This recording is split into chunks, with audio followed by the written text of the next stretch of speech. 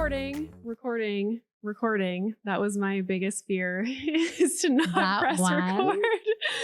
Okay, so I'll get us to clap on 3. So 1, 2, 3. Perfect. Nice. Look at us in sync. In sync already.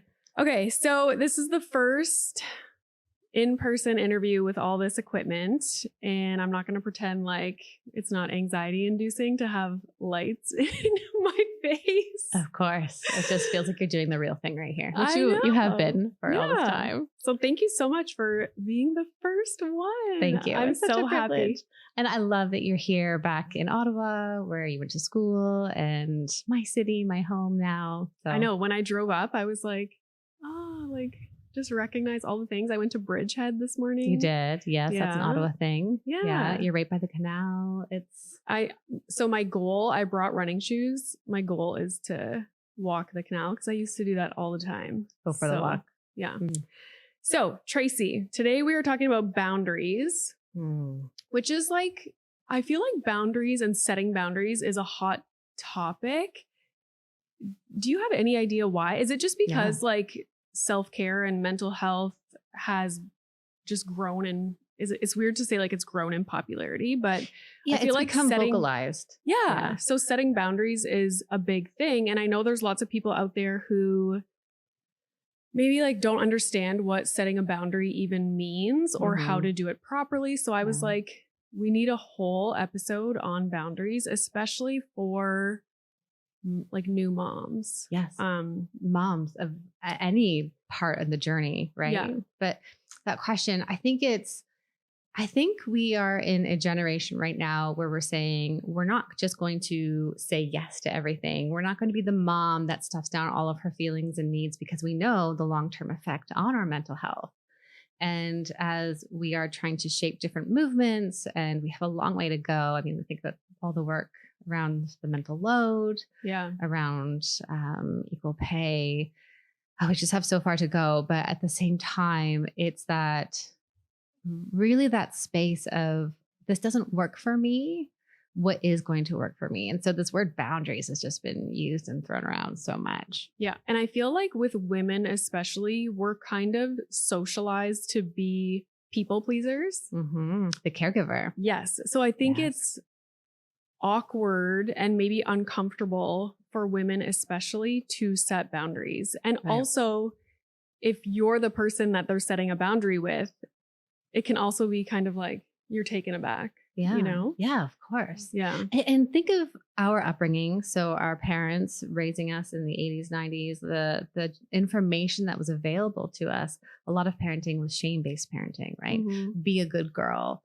My husband and I were recently telling stories from our own families around, you were having a meltdown and I removed you and you never had a tantrum again in that space, right? Which teaches you to be the good kid. So be a good child, be the people pleaser.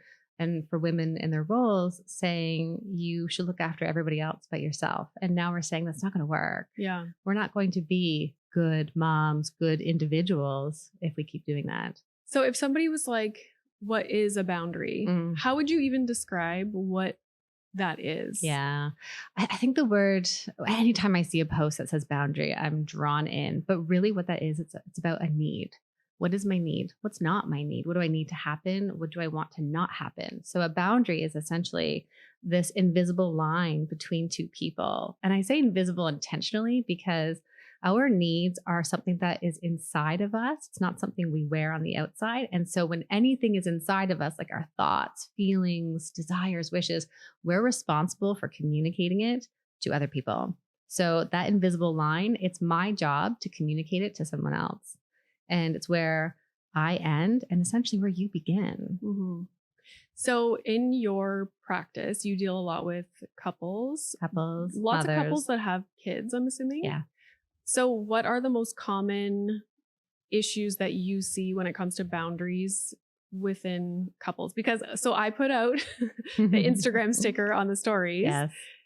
And I would say like a good chunk of the issues or questions about boundaries had to do with in-laws. Mm-hmm. And I was like, oh boy, that's like a common but sensitive subject. So do you see that a lot? Yeah. The common ones I see are around parenting. So are we parenting in the same way? Are we coming from the same framework? Do you do things in the same way that I do?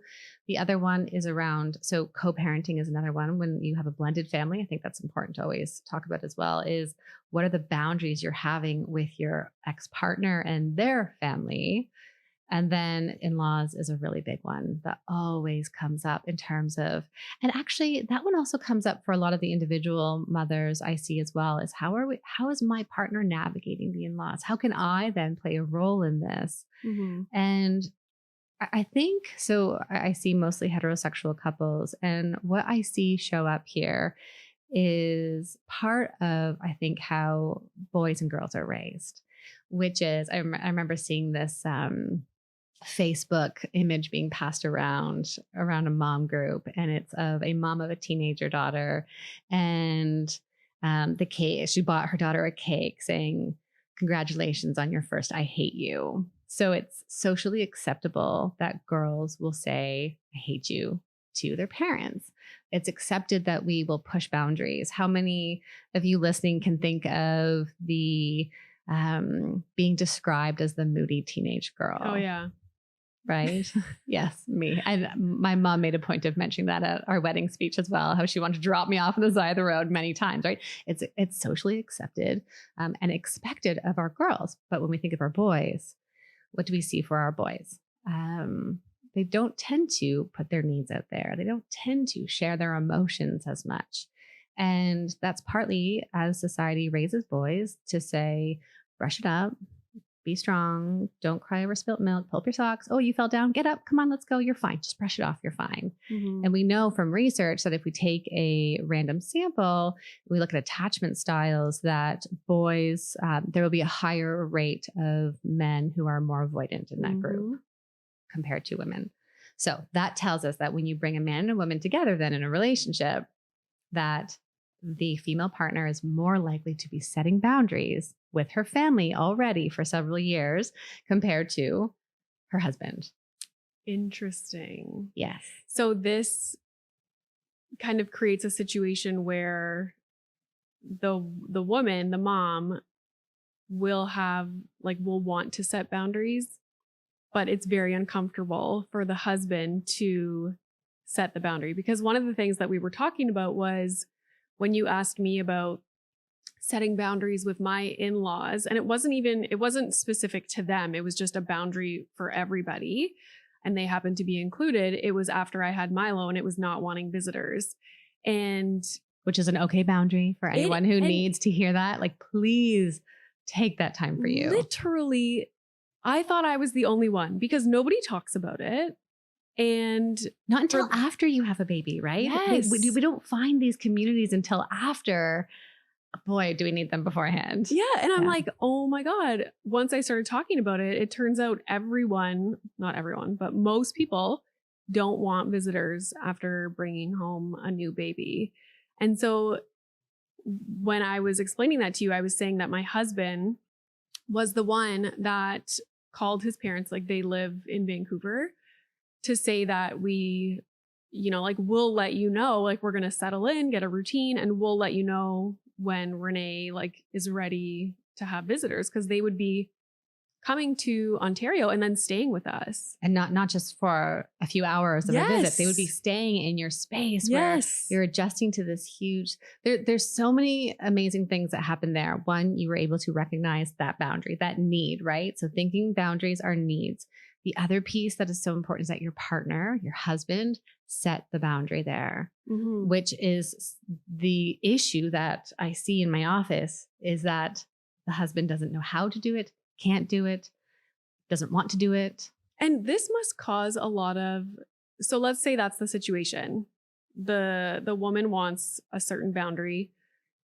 The in-laws don't know about that boundary. So they're kind of, just showing up at the door, knocking. Hello. Exactly. And you had a flight in between you. And so the woman is like getting upset at the husband, like, can you tell your parents, like, Right. Your mother can't just show up unexpectedly. Like my breasts are out. The baby just went down. I'm like crying in the shower. Like you can't just have your mom over whenever. Yeah. And so the husband's uncomfortable, doesn't want to set that boundary. So now it's tension between the couple. Yes. And if the woman then gets fed up and is like, I'm going to set the boundary with the in-laws, now the in-laws hate the woman. Oh, yes. Well, which then brings in all of the other family dynamics, right? So then, scapegoating, the black sheep, right? Like you're the outsider, you're the bad person that has changed my son, my child. How could you do this to us, right? Yes. When at the end of the day, especially when it comes to something like not wanting visitors or wanting privacy and after giving birth, like that, I don't like, because this is a huge issue and a lot of women don't want to set that boundary and in-laws feel entitled. And I'm saying in-laws because grandparents feel entitled. Grandparents in general, in my situation, my mom was my support person. So I wanted her there. But I mean, some women, it's the same feeling for both sets of grandparents. Yep. They, maybe their best friend or their sister is their support person. So they don't want either set of grandparents. But the issue is that in-laws, grandparents feel entitled to the baby and to their son or their daughter's family. You took the words out of my mouth. Entitled. There is this like expectation and entitlement around having a child from other people instead of us being focused on those, like the three people. I want to say the inclusivity of the couple, right? Like, yes, mom and baby, but partner has to be in there too. They need to be protected. Yeah. They need that time, the three of them. So what is your advice for people who are in the situation where their partner is uncomfortable to set boundaries with their parents? So if you're listening, I want you to play this right now in front of your partner so they can hear these words. And I'm going to say to your partner, you would be shocked at how many times I get messages where people are like, I sent this episode to my husband. I'm like, good. Yes. You have left your family to now create your own family. And it is your job now to protect them. And that's so hard because, again, I preface this by saying men are not used to setting those boundaries. They stuff the stuff down. They create distance from their family. Oh, mom, she guilt trips. Okay, I'm just going to create space and distance rather than actually saying, mom, you can't talk to me that way, right? Yeah. Mom, I don't like it when you use that kind of language with me. Can you please, whatever that is, right? But yeah, they just create distance. And I think what's really important when it comes to the couple dynamic is there's so much internal stuff that shows up. And then it's how you interact together. Like you're each showing up with your own stuff. And that becomes really complex. But the reality now, though, is now that you have a baby, we're no longer protecting the feelings of our parents. We are creating our own unit. It has to be the we, or as John Gottman likes to use the language, united front, which really is like we stand together. I had one person once say to me, let's say our parents' age. Well, that's not kind of how I viewed it. I viewed it like you're supposed to bring your families with you. And so it's not an abandonment of your family. And I had said, absolutely not. You don't abandon your family. You take the values and the cultural pieces that you want, and then you have to blend them together and then you make your own unit. Yeah. I love how you phrase that. Like it's no longer protecting your parents' feelings. So my next question. And just to say that when I sit with women in my office or in my community and Be Connected in my program, I will say to them, this was a mistake and your partner should have protected you for that.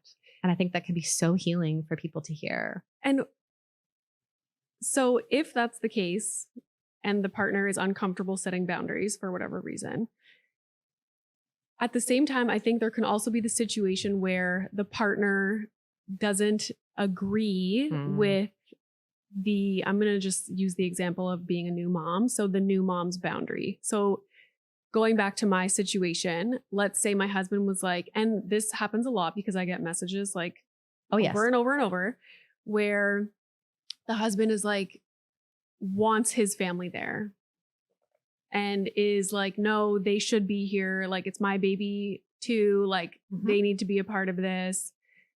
So now what? Because if that happened in, like, I don't know where we would be right now. Because that was such a strong boundary that I had to have. Yeah. And if he didn't respect that and he was like, no, my parents are coming, like, I got them flights to visit for a couple weeks, like, I would have lost my mind. Yeah. So how do you navigate that situation? Such a hard one. And it happens, right? Of course it happens. So I think that's the area where you go into compromising, which is, okay, let's look at what this looks like. Because so yes, your partner was willing to enter into your world and see what your experience was and how important that was.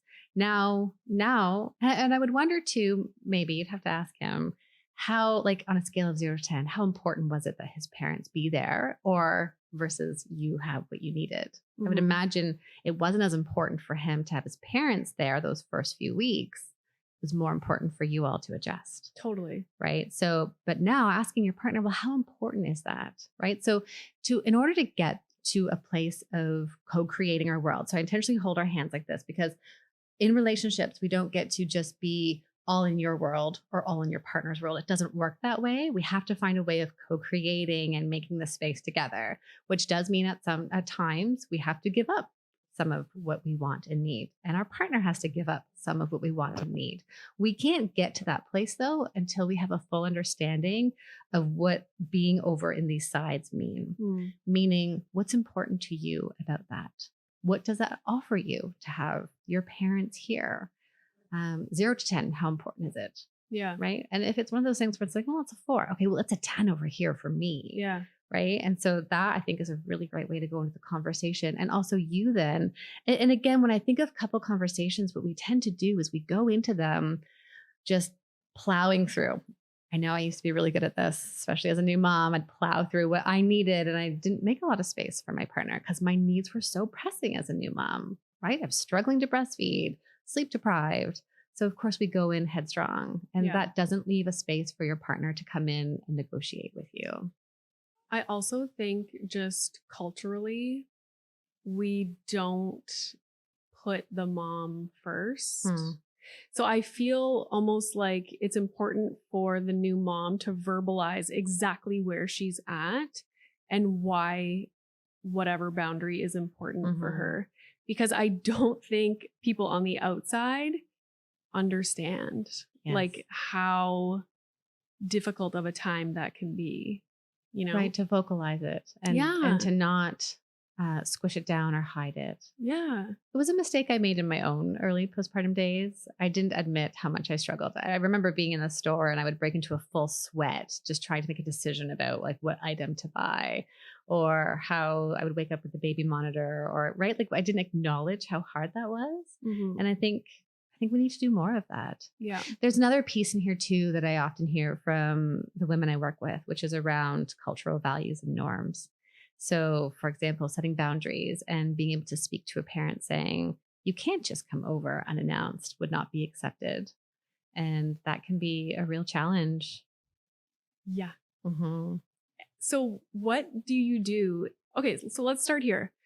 Let's say you want to set a boundary and we will use the example that someone wrote in where it was that her in-laws just show up unannounced and don't even knock on the door. They just kind of like walk in. Like what? Yes. I was surprised to read that one.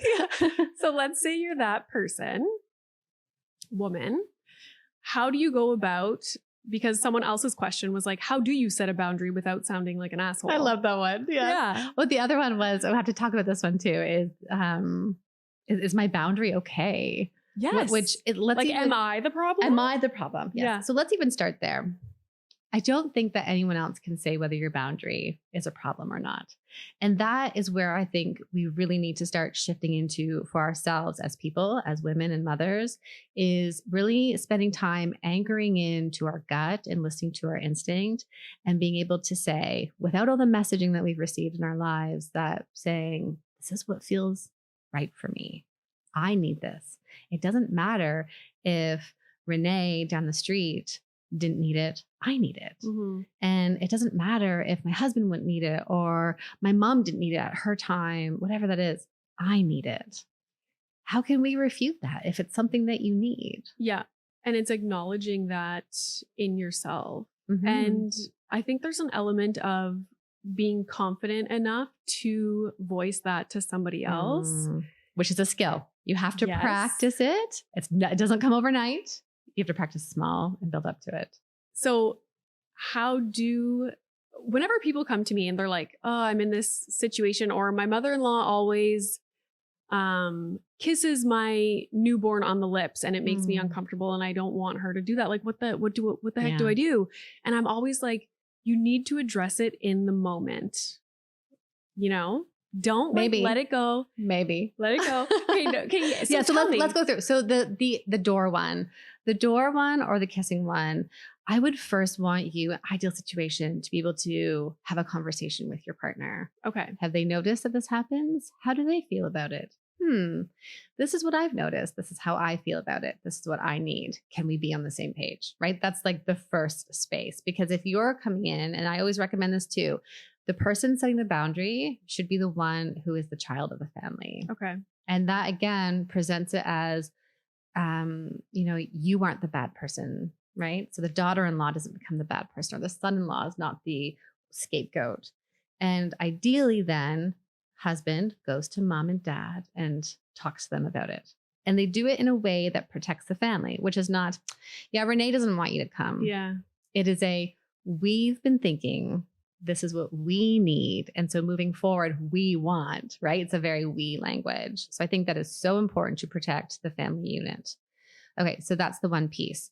And then the other piece of being able to communicate that. So what is it that you need? So boundaries are about, first, always empathizing with the other person. It is the best way to get someone to lower their defenses and to understand that you're coming from a good place. Mm-hmm. Ultimately, we have good intentions when we set boundaries. And I think we even need to kind of spell out that myth where boundaries are often thought of a way to keep people out, and boundaries are a way of keeping people as part of your life. It's more about and not resenting them. And that's the other thing. So if you're passive, if you don't set boundaries, if you're a people pleaser, over time, you build resentment. And what's interesting about that as well is stepping into that passivity space. It does breed anger from someone else if they don't know where you are. Mm-hmm. So boundaries and expressing needs is important. So empathize. I know you love being grandma. We love that you're able to come over and spend time so easily and that you devote that time, right? Great. That's empathizing, letting them know that you understand where they're coming from. And then you want to describe what you feel about the situation. Mm-hmm. It's really hard when you show up unannounced because I have all these other things going on. And then clarifying what you want moving forward. We need you to call ahead. We need drop-bys to be planned, whatever that is. This is the first piece that I think is really good for people to start practicing, but then it's the follow through that tends to fall out, which is what happens. Another question you had was, what happens when they don't respect my boundary? What's the consequence? Do you open the door and let them in? Do you say, oh, you're here? Okay, would you like some water? Right? Oh, okay, you're kissing, right? So what's the consequence? And the consequence in that situation. So ideal situation, your partner goes to mom and says, listen, mom, I know you love being grandma. We really need to focus on us. It's super hard when you just drop by unannounced. Please, moving forward, we need to plan a time together. Sound good? Okay. So mom might get defensive. Yes, that's okay. That's what parents do, right? You're not responsible for how someone's going to react to your boundary. But now your job is to hold the boundary. Mom comes over, opens the door, and you say, oh, mom, you need to plan ahead. I'm going to ask you to leave. I know that's hard, mom. I know you're really upset about this. I'm going to close the door now. Please call us next time.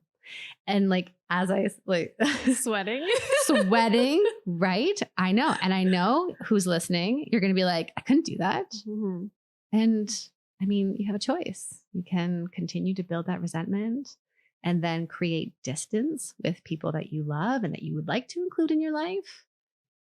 Or you get really uncomfortable, which is what life is about, our relationships are about. That's the thing. I think even just bringing these things up with parents, especially, is uncomfortable for people. And that's the thing. Do you want this short-term discomfort to have this like brief conversation? Yeah. Or do you want long-term irritability and resentment because you didn't say anything? I think we need to remember too that part of our generation is we're doing things so differently that entering into these uncomfortable positions with our parents is also like teaching them in some ways. And then maybe they'll learn and do it. Yeah. That's funny. My mom, I forget what the situation was. Oh yeah. We were like sitting around the fire and my mamere was saying goodnight to Milo. They were leaving and she did the thing that is like so common for people to do. And it was like, because Milo's not good at goodbyes. So he's like, no. Most kids aren't. That's a transition. He's really good at hellos. Yeah. Goodbyes, not so much. He doesn't want to give a hug goodbye. He doesn't want to give a kiss goodbye. He doesn't even want to like acknowledge that someone's leaving, which is fine. But she was like, oh, you're going to make me sad. Like, you know what I mean? Like doing that. And I know just from doing this podcast and consuming parenting content that like you should not make a child feel like they're responsible for your emotions for something like that. And so it like, I noticed it when it happened and like my mamere is the absolute best, but I was like, oh, like I just right away, I was just like, oh, you shouldn't say that to him because now he's going to feel like, you know, he's responsible for making you feel sad and blah, blah, blah. And everyone kind of like laughed because it was so like, you almost feel like a nerd when you say Renee, something. come on, don't be that mom. Yeah, there's this loser with it's like just a hug. PhD in psychology. Oh, here we go. Right. Like, but that's the thing though. It comes to us though, as it's just, I'm just giving them a kiss. I'm just being grandma. I'm just right. And so that being able to step out of that and observe other people's reactions to your boundaries is way more powerful than you internalizing and saying, oh shit, I did something wrong. I shouldn't have said that. I should have stood up for my child. I should have stood up for my needs. Instead of saying, what's that about over there that you can't step into my experience and understand what I feel and need, and you're taking it so personal. Yeah. And like, luckily for me, they were like, oh, and my mom's very aware of stuff like that. And she's like, I learned so much like from, you know, like the podcast and things that I talk about. And so it's like that worked out well, that boundary. Yeah. And that's because that's how my family is. Yeah. So what is, you must see in your practice where couples set boundaries and it like dismantles the relationship completely. And what do you say to that? Like, you have a lot of work to do. I feel like some parents would not take kindly to having boundaries set. And whether it be like a personality thing, or I'm sure there's, you know, couples that have kids and set boundaries and the in-laws or the parents are just like, well, screw you, like sever the relationship. It's heartbreaking. I mean, I think one of the things that we have to accept is that we can't change other people. And, you know, grandparents are responsible for stepping into that space and creating the relationship that they can with their grandkids. They're not entitled to that relationship. Yeah. It's a privilege and it's an opportunity for them, which ultimately does mean that you have to also be considerate to their parents right now when they're young and dependent, right? Yeah.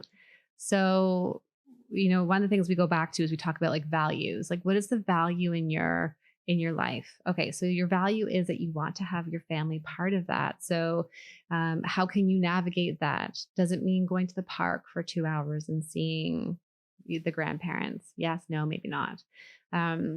I think, so let's take that example. If you were standing at the door there and then your family like kind of did this uproar, you could do one of two things. This is what I commonly see happen. You will start to over-justify why you have that boundary, why you have that need. Oh, well, here, let me get this Dan Siegel book out. And right here, he says here. And so look, this is really important. And this is what, and right? When you over-justify the boundary, you've watered it down rather than just holding it And you've also given them permission to question you instead of just saying, that's not what we do in our family. Right. If like, oh, well, why? That's so silly. No, that's just not what we do. And let's change the topic. Or the other thing people do is they create distance and space. I want to normalize for people that I do see distances happening in relationships. Breaks. Sometimes there are a few months breaks in a family because they haven't been able to work through something. Sometimes they choose to stop going every Sunday for dinner with the family because they haven't been able to respect a boundary. The thing is, if we're creating distance without setting the boundary, the other person doesn't have a chance to course correct. Yeah. So we do one of those two things rather than it's the pendulum swing, rather than finding that healthy middle. And that middle is being able to assert the boundary.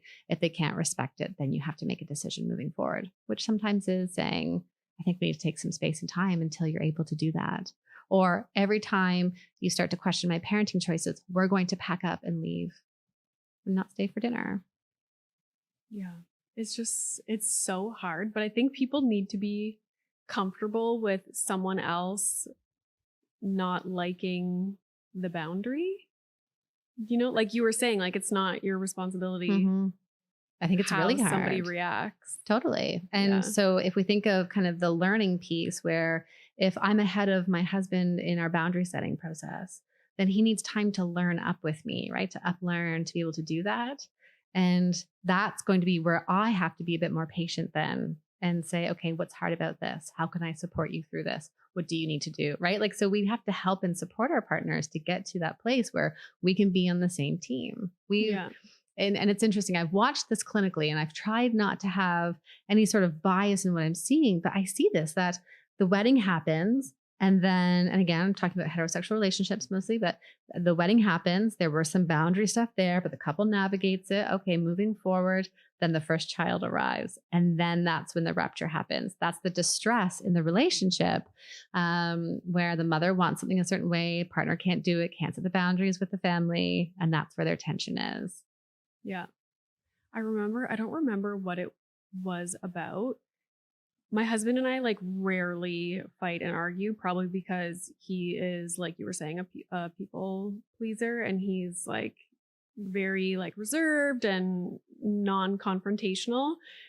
So oftentimes I'm like, can you like tell me something that I do that bothers you? Do you know what I mean? Because I feel like I'm always the one, like you were saying, like women are like setting the boundaries, and I can connect to this completely. So sometimes I'm like, tell me what I'm doing wrong. But anyways, we should contextualize that. We're both PhDs sitting here. Yes. We are a certain type of person that has persevered through a dissertation and sitting in one room, writing about the same thing for 5 years. Yes. So we might lean towards a need for control, maybe high expectations of ourselves, maybe perfectionism. I don't know. But if you also relate. like very self-aware and reflect a lot on different situations. Yeah. Like if I feel something, we're inquisitive. Yes. At any given time, like you can be certain that I am taking time to sit and be like, why did that make me feel this way? Like, why am I upset in this situation when my husband does this?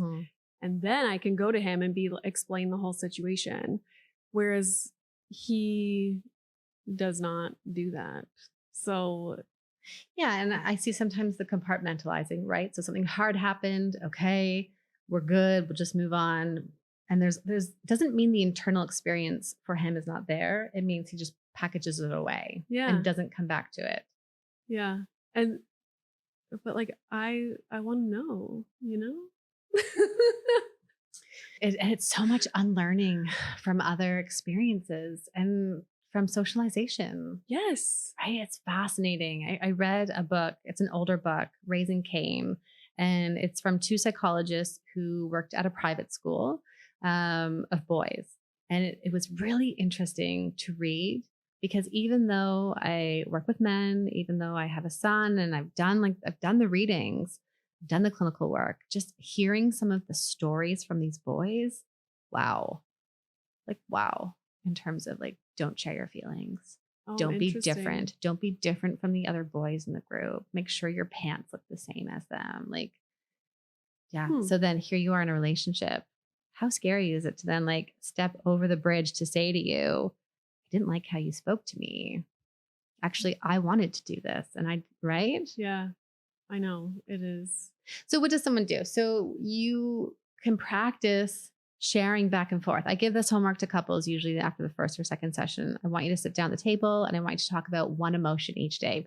You can print out the emotion wheel and you look through it. Your partner is not allowed to choose frustrated or angry. Choose something else and tell me about the day. And then my job as your partner is just to listen. And maybe I ask questions, but my job is just to hear what you have to say. So pick an emotion and tell me when you felt that emotion during the day. That day. Mm-hmm. Oh, that's interesting. Yeah. I like that. So it's practice, and it's a safe practice. Yeah. Versus every time we get into a fight, you now want me to tell you how I feel, but we're in a fight. It doesn't feel safe to share that with you. So you have to create, it's like the foundation of your house. Build up the foundation, practice sharing emotions. This is also why it's so important for couples to have the weekly check-in. I talk about it all the time on Instagram or in Be Connected. Have your weekly check-in meeting so that you can carve out time to share. What are you grateful for about each other? What was something that you appreciate that I did this week? What's something stressful coming up? How can I support you? Was there a time where you didn't feel supported by me in the past week? And when you practice having that, doesn't have to be long, 5 or 10 minute conversation, then your partner is getting the practice of sharing those things with you. I love that. I'm going to start doing that. Maybe you do informally already. Yeah. Yeah, but I need him to step into it with you. Yeah, because I'm like the blah, blah, blah, blah, blah, like going and, oh, I felt like this. And like, I don't need practice talking about my feelings. Right. You need practice being on the other side. Yes, totally. Okay. So I want to go through I screenshot some of the people's questions or situations that they wrote in about boundaries. So somebody asks how to get grandparents on board with modern parenting practices, which this is probably very common just because the gentle parenting, the conscious parenting, all of this is very popular right now. And I'm sure our parents' generations are like, what are you guys doing? So if people are struggling with the grandparents and their parenting styles, how do you start that conversation? It depends. It depends on who you are speaking with. And that again is also how you set boundaries. Who am I setting the boundary with? What kind of relationship do I hope to have with this person? So with this particular question, is this person conscious, self-aware enough to be able to reflect on how they interact with your children? And if the answer is no, then it might not go very far in the conversation. It depends, right? How much time are they spending with the child? How much time are you there with that? And also, which ones are you going to tackle? What items? You cannot remake your parents to be the same type of parent you are. And actually, I wouldn't want your child to have multiple you around them, because then they don't learn. They don't learn their resilience. They don't learn skills to cope. And so what I like to reframe to people as well is, if grandma makes toxic comments like, you make me sad when you don't want to sit beside me, we get to be the ones to model the boundary. Oh, grandma, I'm going to sit beside my child today, right? Or we don't make people feel a certain way. Those are your feelings. I'm going to sit beside them today, right? So we can be the models, which is important. Or after a visit, asking your child, wow, how did that feel for you when grandma did X, Y, Z? Oh, I noticed that grandpa said da, da, da. How was that for you? Or bringing up the hard thing and saying, I just want you to know that no matter what, blah, blah, blah, right? So we are the corrective emotional experience at home. We are the ones as parents spending the most time with their children. So I sometimes want to divert parents to focus on that rather than trying to make parents to change somebody else. Yes. Yeah. So prioritize things. Are you going to tackle all the food things? Are you going to tackle every comment they say? Because if you do, then they're going to be exhausted and say, I just can't get anything right. What's the point of even being here? So I like to remind parents, choose one. Tackle the one if you want to. And how do you approach it? Again, it's the same idea. We know you love being grandma. Listen, we've been doing some reading. Here's what we've learned. And we would really like to see if that could be part of our family values. Yeah. Or I know if I'm in front of family and something is said, I'll say things like, oh, in our family, all feelings are okay. And that's what I'll say. And hopefully it sticks, and sometimes it doesn't. Yeah. And it's got to be exhausting to try and police what everyone else is doing when they're interacting with your child. Because just as a parent and learning all the things that we know and are constantly like about food, and don't call a donut a treat because then they're assuming that, oh my God. And so if I let some of those go, right? So if grandma says it's a treat, then okay, cool. In our house, that's not. Yeah. And where do they spend the bulk of their time? That's what I was just going to say. Like, be confident enough in knowing that for the most part, your child is going to get all this stuff from you, and you're going to be like the baseline, the person that's with them the most. So try not to get too... And then think about what you can teach your children. So again, I'm imagining the bedtime conversation. You're reading the story in bed and you go back to the example and you say, oh, you know, what would be an example? Grandma was kissing you. Grandma was giving you hugs and I could see you pushing away and you didn't like it. Just so you know, you can say, no, I don't want you to do that. And that is more powerful to teach your child to state a boundary versus trying to control the outside people. Because when that child goes to high school and someone is hugging them and they don't want that or touching them in some way, they have that memory. It's an implicit memory. It's not tools. They have the tool to be able to say, I don't want you to do that. Don't touch me there. Yeah. Right? Like, that's important. So that leads nicely into what somebody else wrote in. And just the gist of it was that, and this is probably a very common situation where they are uncomfortable with their young child, hanging around their cousins because their cousins are parented in a much different way and exhibit whatever behaviors, you know. Yep. And you had a good response. And then but the other piece of that was they come home and then they have those behaviors. Yes. Yes. Okay. So they basically, they wanted to limit their time. Totally. Yes. Okay. Oh, I've had that urge. I want to really normalize that as a parent. Whenever I read the questions, I'm like, oh yes, I can relate to that. Where we've gotten home after a certain park day or whatever. And I'm like, I do not want to hang out with those kids anymore. But the thing though, is that we just don't get to choose that down the road. That's life. This is life. They're going to go to school. And actually I wanted to go back to the other question too, because I know the parent with the child who's not verbal, can't express a need, like, you know, hey, you have to put baby on their back. We don't put babies in their stomach anymore, right? Like, it's okay to keep asserting those boundaries and choosing, particularly, I always say, the safety, right? Yeah. You cannot give my kid ice cream because they have a reaction to it. Do not do that, right? Like, that's okay. Keep asserting that. That cousin piece is interesting though. It's so normal for kids to try out behavior at home that they see in other places, because that's their safe place.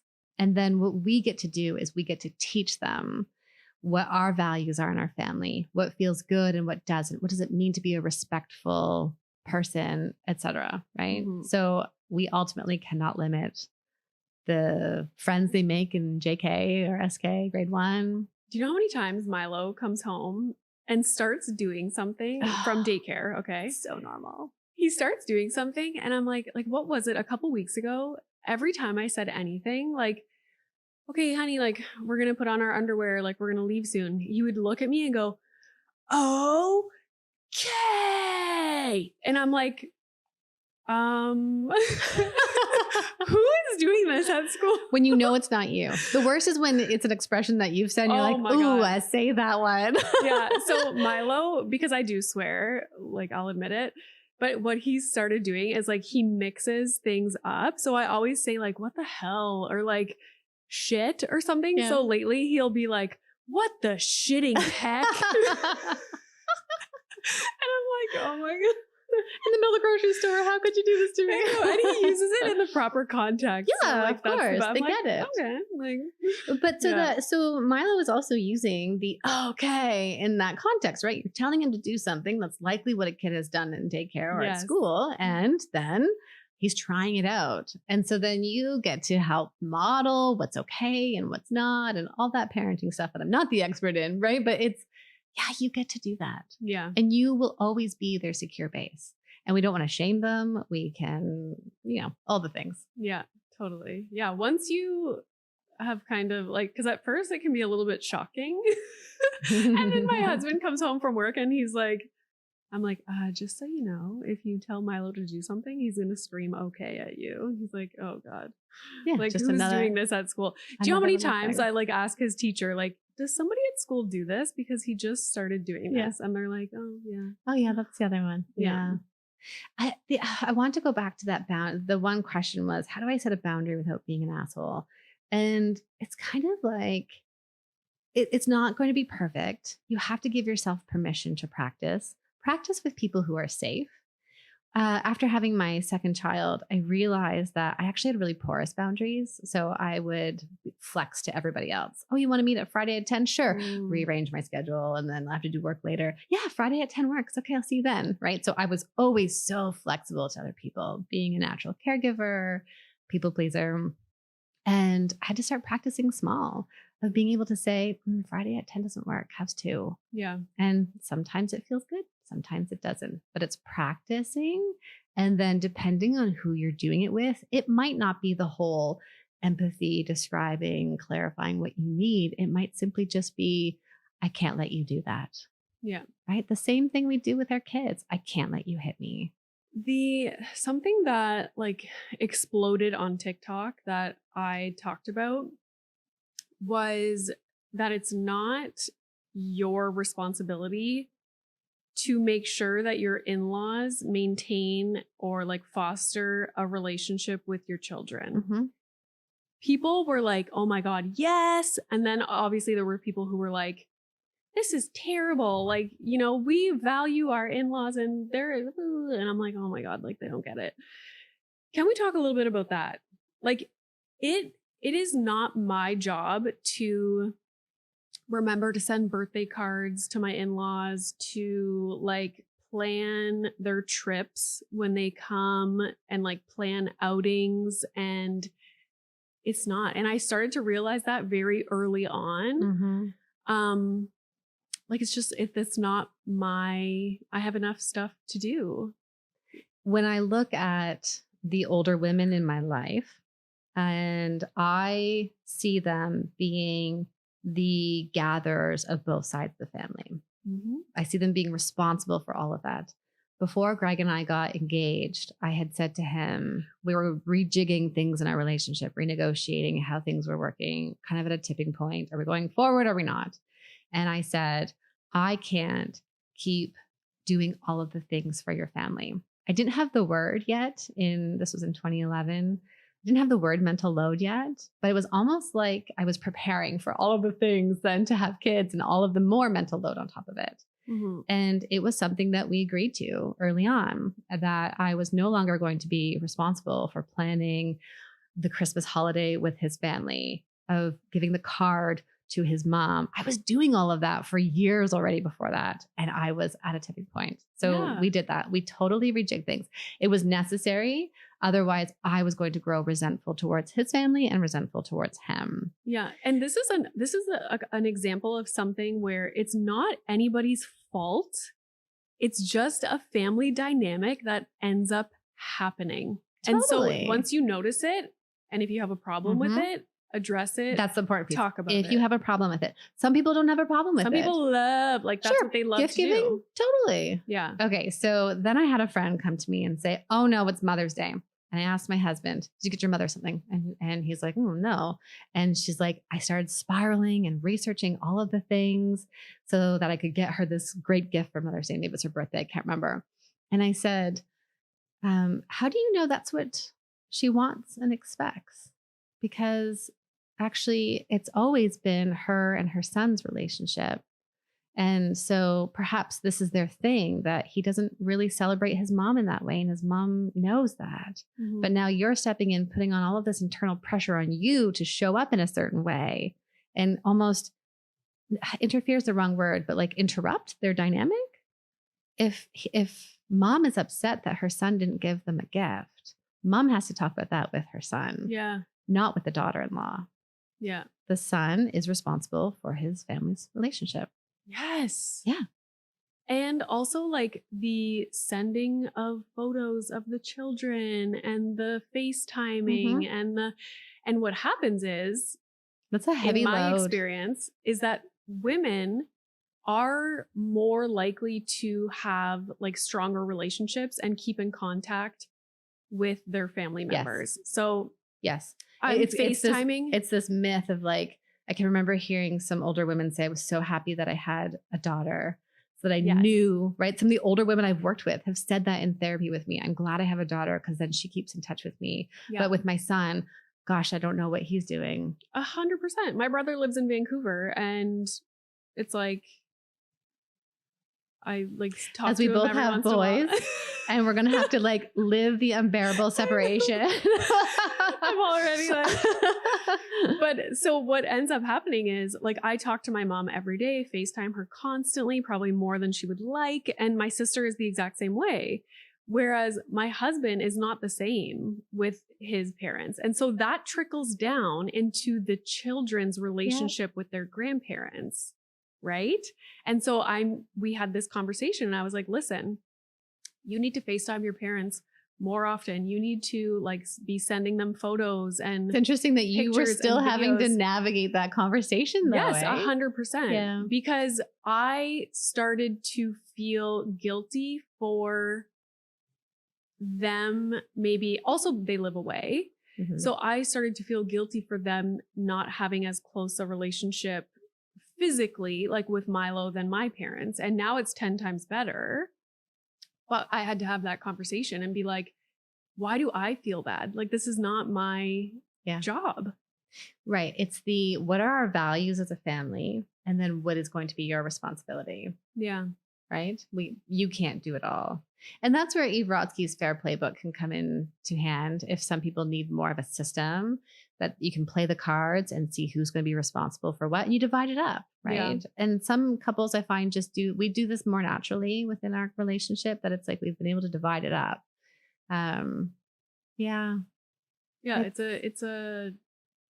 interesting. And it comes down to like socialization, and it's like you just fall into these roles. And one day you'll be like, wait a minute, like, why do I feel so overwhelmed and like guilty? And it's like, oh, because all of these things, like we just kind of fell into this routine.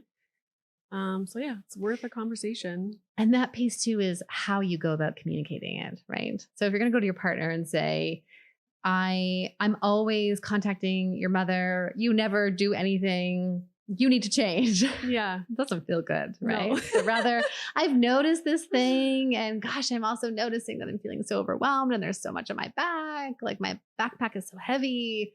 Yeah. I just can't keep doing this. And I'm thinking that there's this like package I have to offload to you because it's too much for me. Yeah. And I can't be responsible for it. And again, for the people who enjoy doing this, I know I've had this conversation in my community as well.